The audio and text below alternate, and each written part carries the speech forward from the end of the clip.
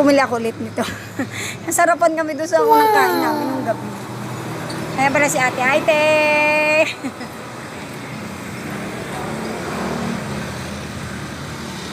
Lagyan mo ba ng mata? Kunti lang. Tignan nyo yung ginagawa. So, ibili kayo dito lang pala yan sa may Bisalaw. Ayan, ito yung area niya. Ayan. Kita nyo, nasa tabing kalsada lang yan si ate. Ayan. Yun yung area niya, guys. Dito yan sa may tabi ng Andres Mariano. Tama ba, te? Ako sa'yo, puntahan nyo na, guys. 10 piso lang isa. Tama ba, te? Ayan. Ano yung mga flavor niyan, te? May crab, ham, tsaka yung ano isa? Kokto daw.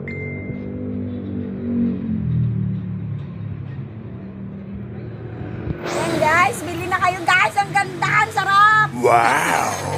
Ang sarap yan. Babalikan ko ba ito kung hindi ko natikman? Diba, ang ganda ng pagkakagawa niya. Ayan.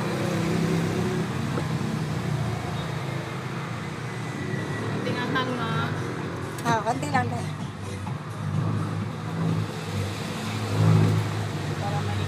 Diba?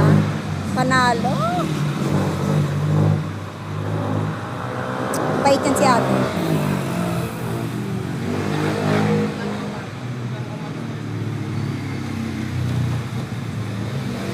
Kaya mo na, kasama na yung lahat. Joke lang ah. Kaya. Diba? Dito lang yun guys, Andres Mariano, Bisalaw, Baging, puntahan nyo na, dali! Dali yan sa ate. May siomay din siya guys, oh. May siomay siyang kasama. Mga paninda ni ate. Thank you po, punta na kayo, okay?